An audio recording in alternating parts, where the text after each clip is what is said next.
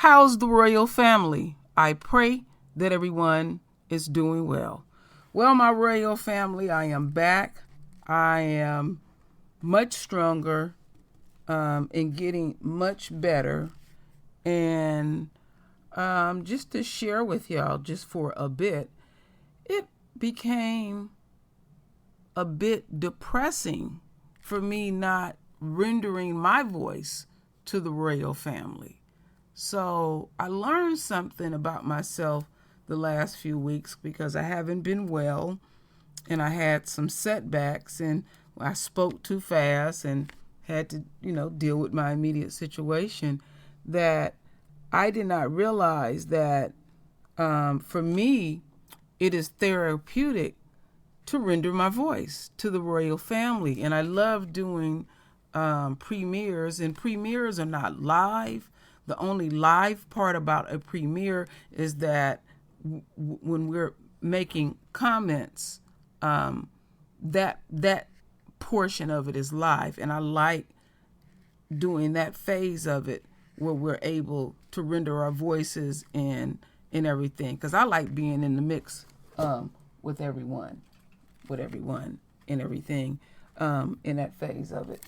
Give me just a second, my royal family. I'm gonna close the door here.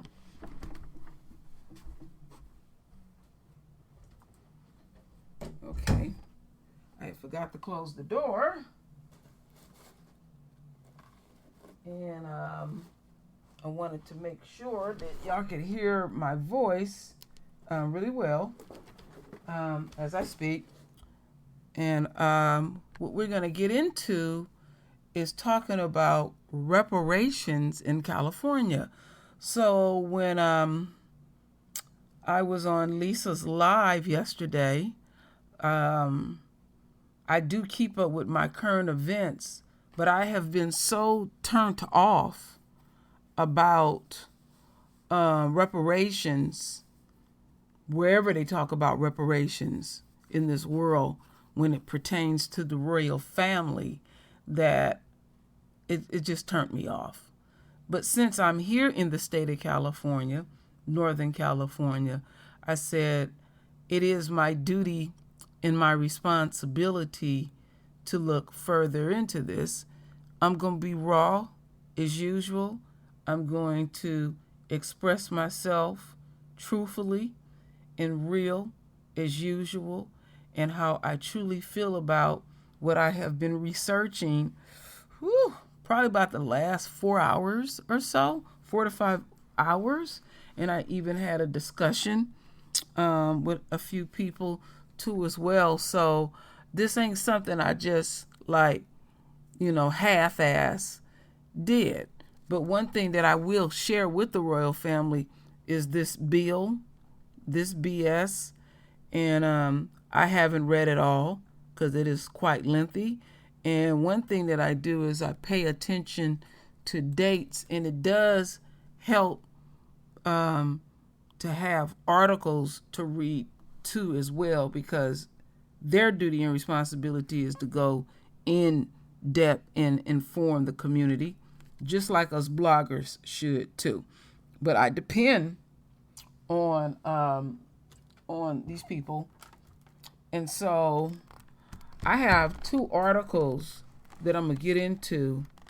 And one thing that I want the royal family to do is pay close attention to dates.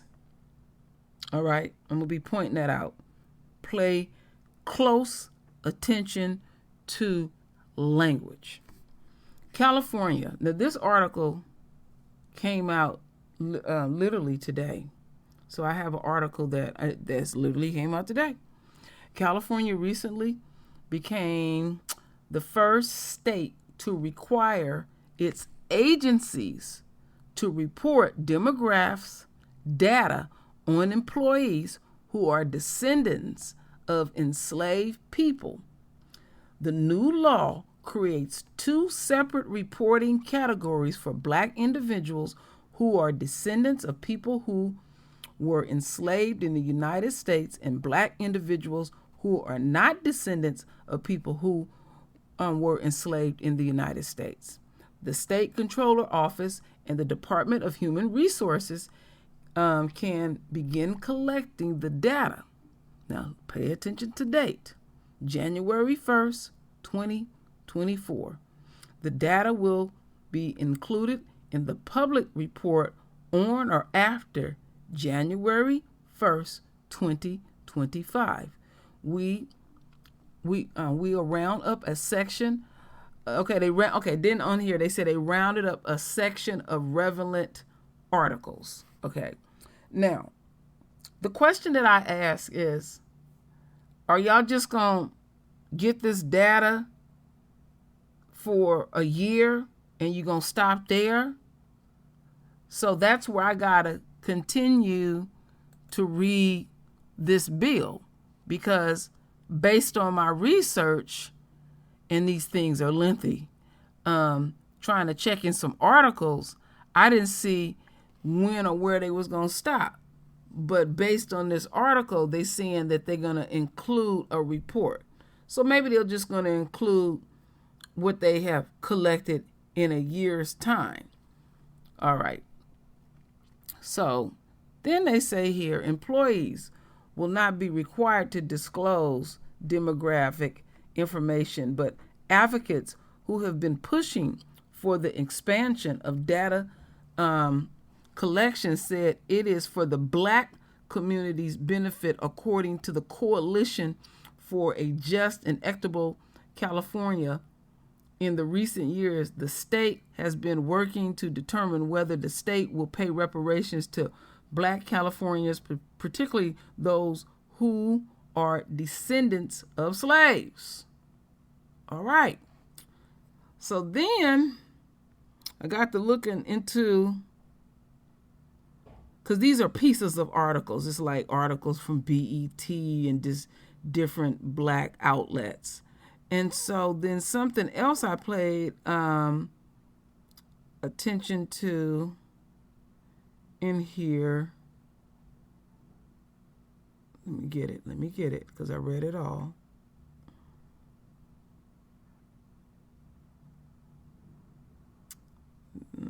Hold on for just a second here, family.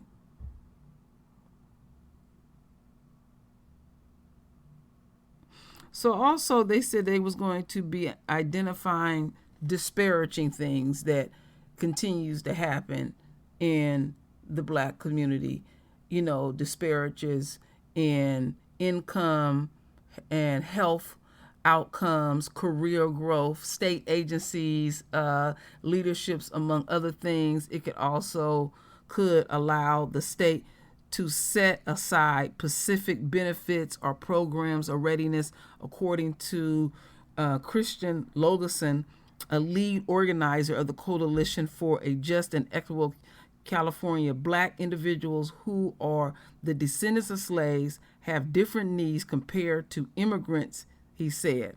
Okay, so that's where there's what I've been reading, that there's going to be people who look like you and I, that come from the Caribbean, come from the motherland, or just come from whatever, because we're all over the place, and they're going to be out there trying to get coins too.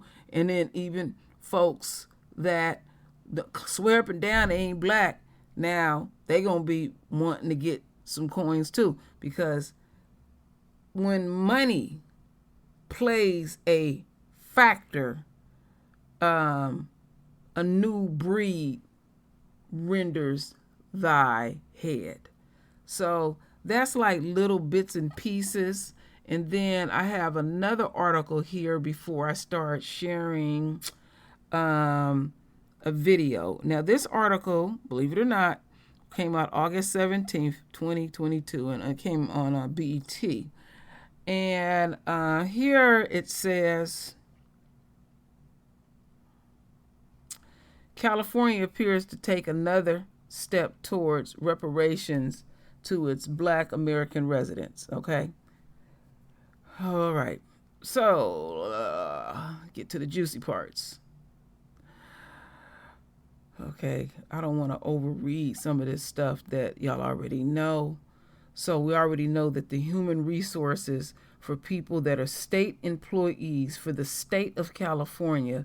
They will be collecting this unquote data, which would be the first of the year, which is 2024. All right. Okay, the legislations begin the process of recognizing the identity and peoplehood of African American, and then they say / African freedmen in California whose ancestors came to America in chains, were enslaved for hundreds of years, and suffered Jim Crow, yet managed to build the most powerful and wealthiest country in the world. Okay, and that is a quote from NPR. And a statement from the Coalition of the Just Equitable California. According to the news outlet, California is the first state to categorize black employee data by lineage. The coalition state said the law is a model for states. Okay, it's a model, all right? Because, all right, let's say a model or an unquote template across the country seeking to take serious steps towards repairing damage done to the identities and livelihoods of African Americans / American freemen for over 400 years. Now, here they said when they were doing the voting process, now they did this voting process back in 2020, the move appeared to facilitate the decision, which was a 5-4 vote by California Reparations Task Force to limit compensation for slavery to the descendants of free and enslaved black people living in the United States in the 19th century. In a 2020, Governor Gavin Newsom enacted legislation that created a 2-year, okay, pay attention to language, 2-year reparation task force to study. Hold up. I don't want my battery to go out on me because I'm reading from my laptop. Okay, where are we? So, a 2-year reparation task force to study the institution of slavery and its harms, and to educate the public about its findings. We don't need all of that. All of this stuff, these dates that I'm reading, are nothing more than stall tactics, and it's getting on my damn nerves. All right? So I'm just letting you know, I'm irritated through the whole damn process as I'm reporting this to the royal family. California legislators have been working on a way to pay reparations to black people whose ancestors were enslaved. The state Reparation Task Force voted in March to focus on a lineage-based initiative, meaning only those who can prove they descended from people who were enslaved in America would be eligible. Then it says here, during the debates, the issues that California Secretary of State Shirley Weber supported limiting reparations based on genealogical links to slavery in the United States. She argued that include black immigrants who sharply reduced the compensation available for the U.S. descendants of slaveries. Okay, in the other camps, those who argue for inclusivity noted that the legacy of slavery impacted all black people in the United States. Okay, that's true. In the criminal system, okay, the justice system, disparity in health care, education, and all this other crap that we continue to hear. More stall tactics. And then the last thing they have here, the data collected on the state employees will be included in the public state report after January 1st, 2025. So, when they put these things out, people get excited when they hear things about reparations, or let's say money, because you want your money now.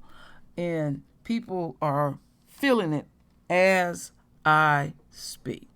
So now what I'm going to do is I'm going to play two videos. The first video that I'm going to play, this was 2 years ago, all right?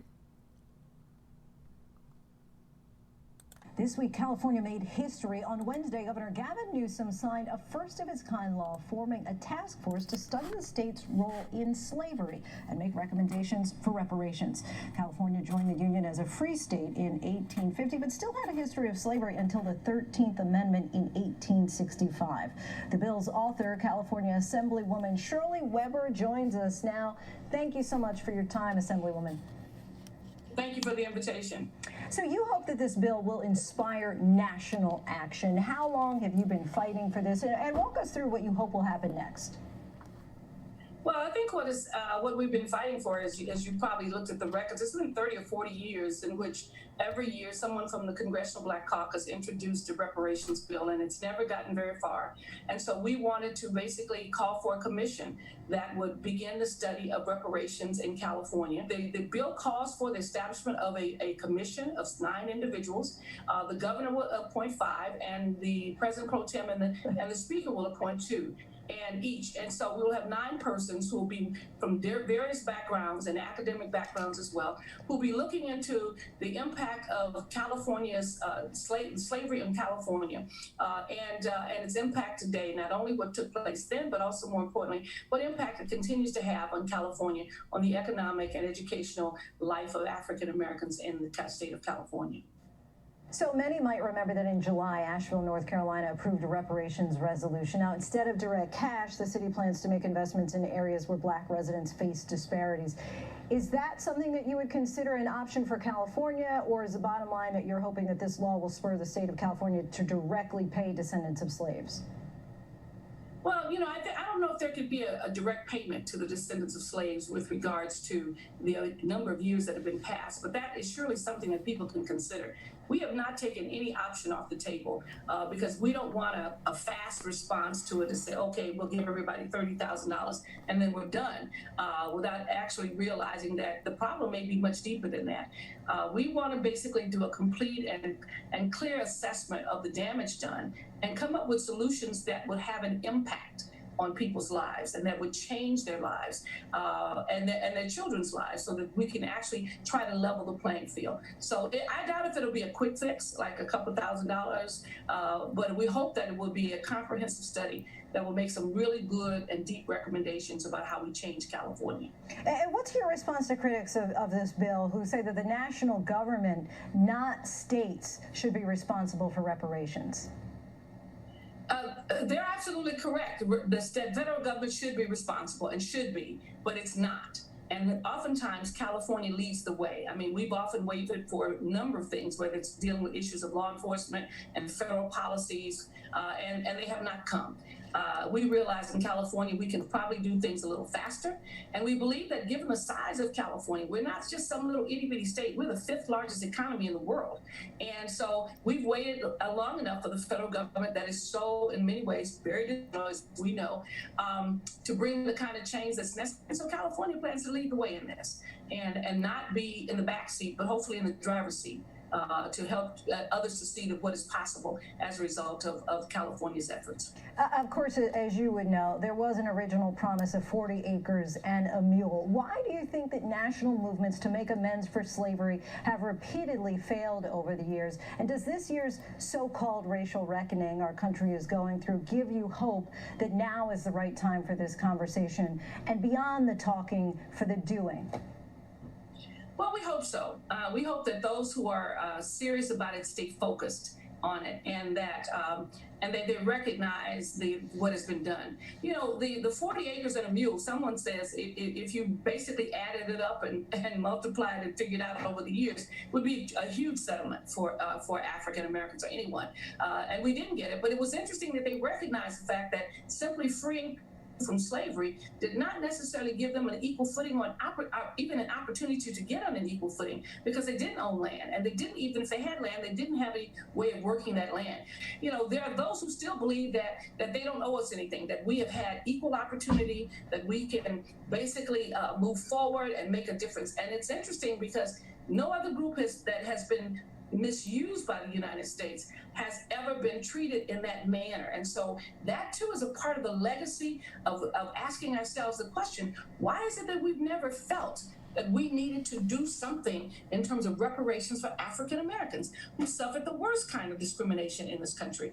And we've never felt a sense of obligation at the federal level that we needed to atone for the sins of our fathers and even of ourselves.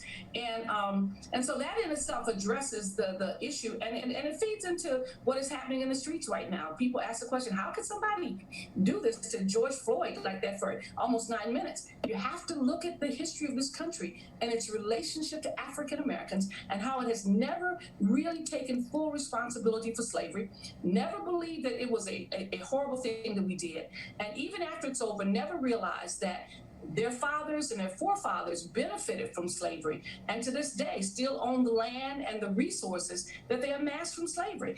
So it is hopefully this will be an educational piece as well for the public to understand just how deep and powerful the institution of slavery was in this country, and how it still affects people today in terms of their privilege or lack of privilege in the society.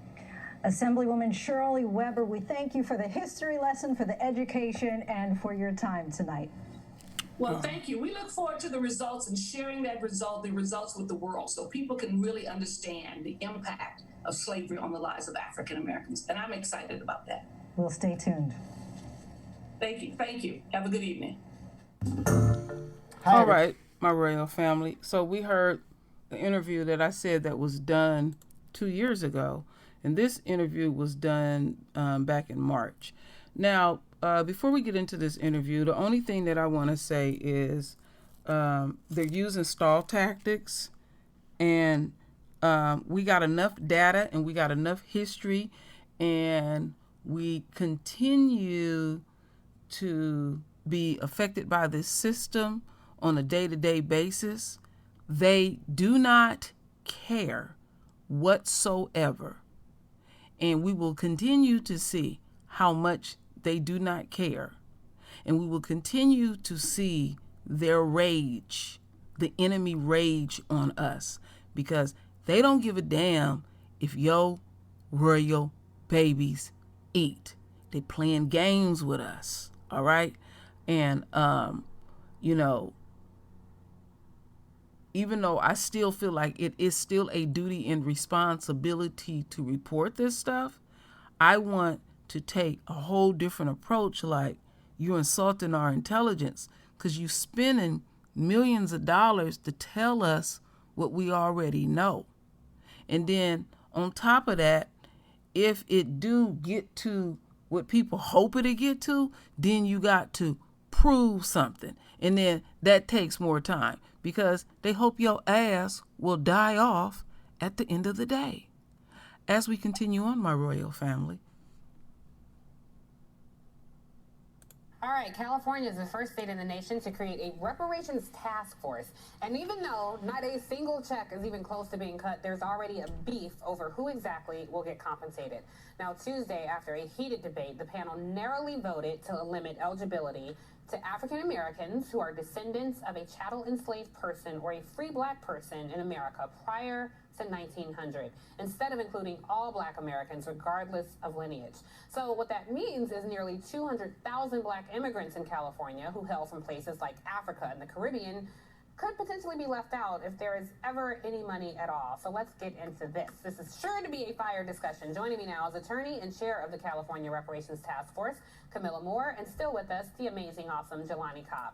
All right, Camilla, I gotta kick it off with you. Your task force voted this week to limit compensation, as we just said, to the descendants of freed and enslaved black people who were in the U.S. in the 19th century. However, there are many people whose ancestors were enslaved and have lived here for nearly 200 years. Why exclude those folks, and how do you account for the harm that took place after enslavement, like redlining and Jim Crow, the war on drugs, violence, etc.? Your thoughts? Thank you. So the California Reparations Task Force decided to define the community of eligibility in line with the intent of the author of the California Reparations Bill, Secretary of State Shirley Weber. And specifically, the task force decided to define the community of eligibility as those African Americans who are descendants of a chattel enslaved person or a free black person in America prior to 1900. And in January, Secretary Weber testified to the task force that lineage-based eligibility was her clear intent. Also, the language in the California Reparations Bill also overwhelmingly supports our decision for lineage-based eligibility.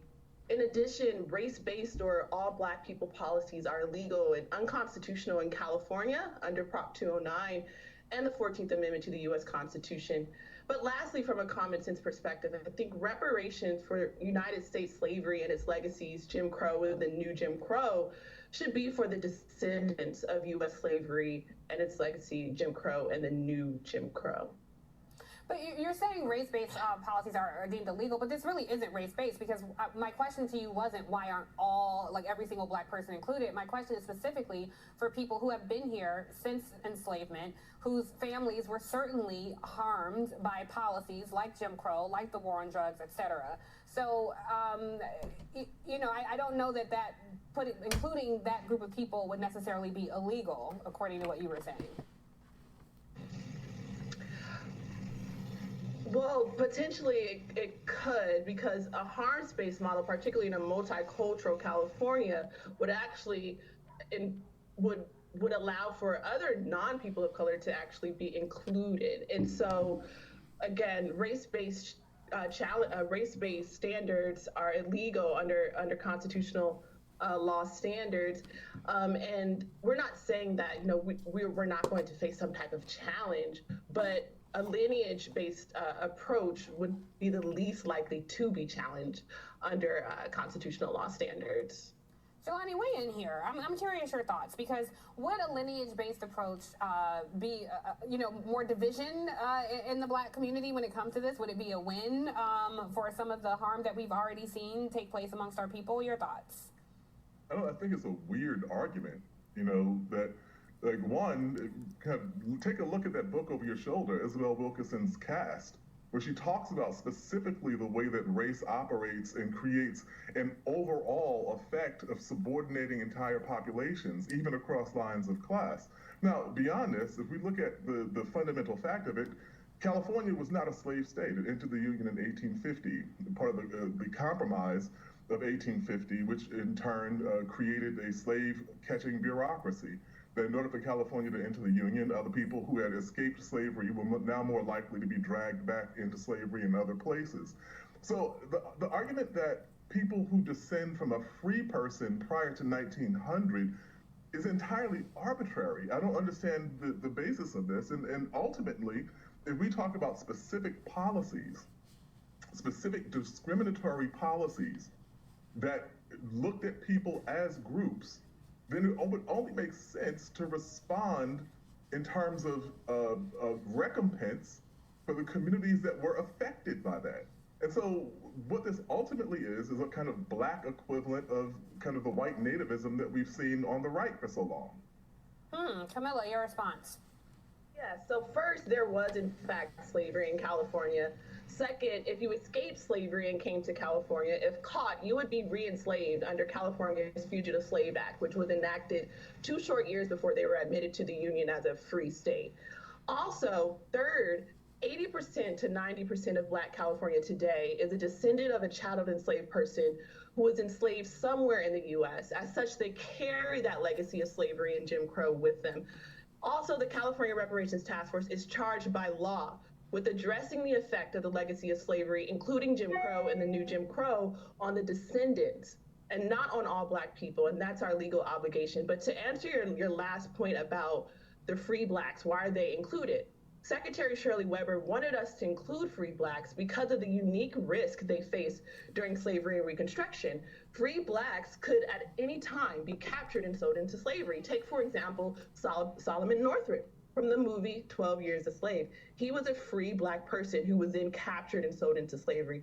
So Secretary Weber thought it was important to include the descendants of free Blacks based on the unique history of African Americans in this country. Jelani, I want to give you a chance to respond. Go ahead. I think it's important to be precise in our language. So what I said was California entered as a free state. Not that there wasn't slavery in free states, which is also the basis that we know for the Dred Scott argument, for the Dred Scott case.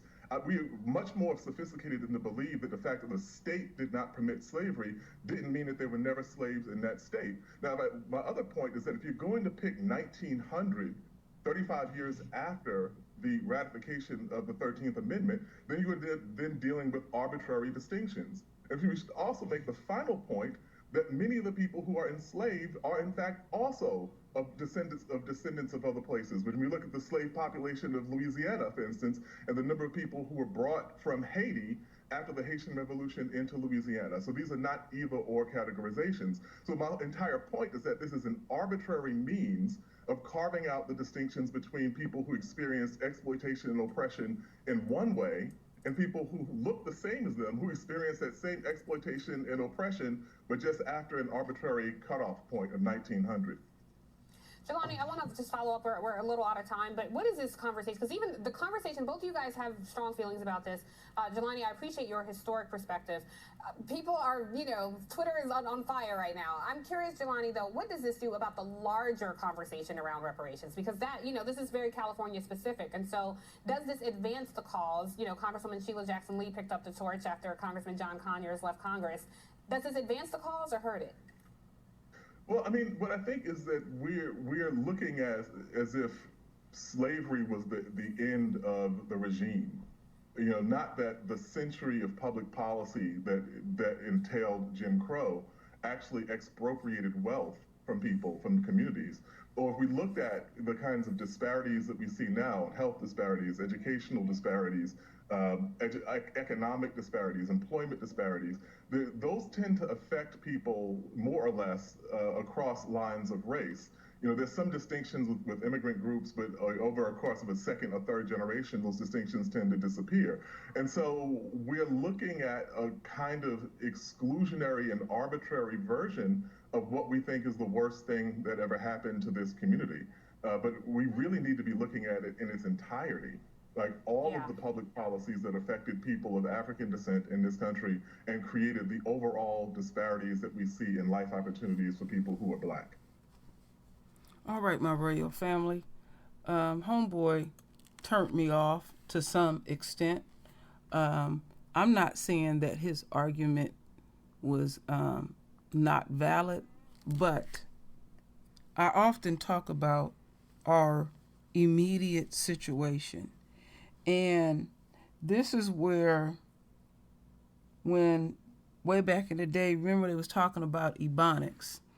Somebody that worked in the educational field, which was African American, was trying to find a way to allocate more money for African American children, and they came up with ebonics.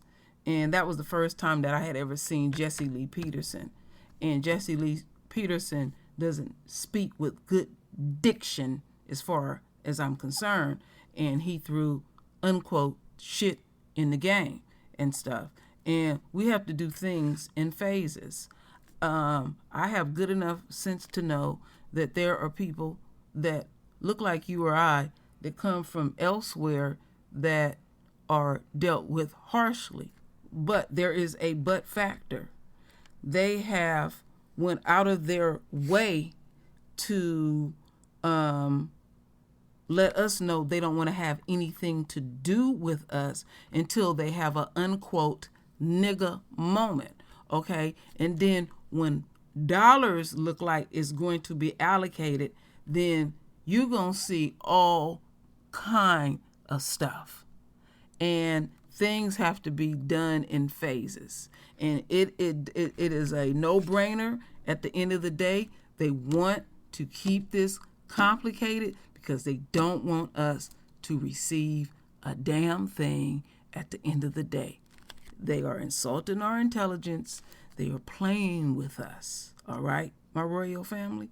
They are playing with us like they are playing with Americans in general.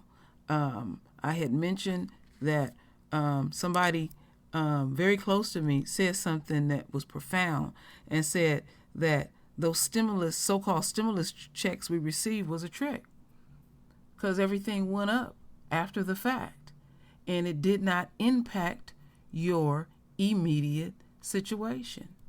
And then you hear the sister who's fighting for it, and she talking about $30,000.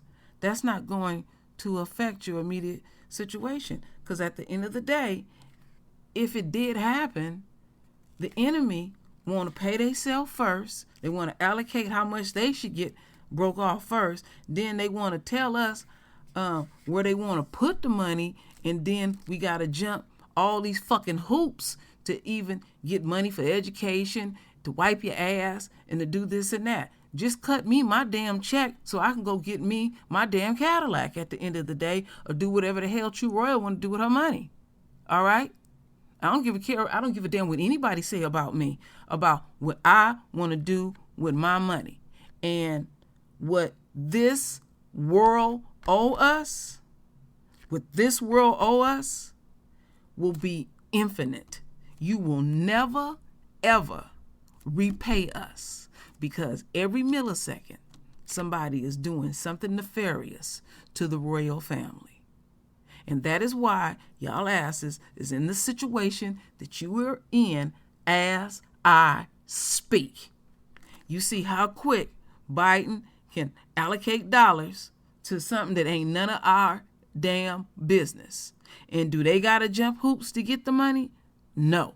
And they got these people over here thumbing their nose at us and being disrespectful. Oh, they know who to be disrespectful to real quick. Quick, fast, in a hurry. And I'm also talking about them ones that look like you and I. I'm re-emphasizing what I'm saying because I'm pissed off. Y'all come over here and you thumb your nose at us, act real funny towards us, and all that kind of shit. And again, when you get your nigga moment, then you want to come to us to help your immediate situation. You're on your motherfucking own at the end of the day. All right? So that's what True Royal have to say. So anyway, my royal family, do what you do best. Render your voice with your beautiful divine words. And as always, my royal family, I thank you for your love. I thank you for your support. And with that said, Ashe, I'll be damned.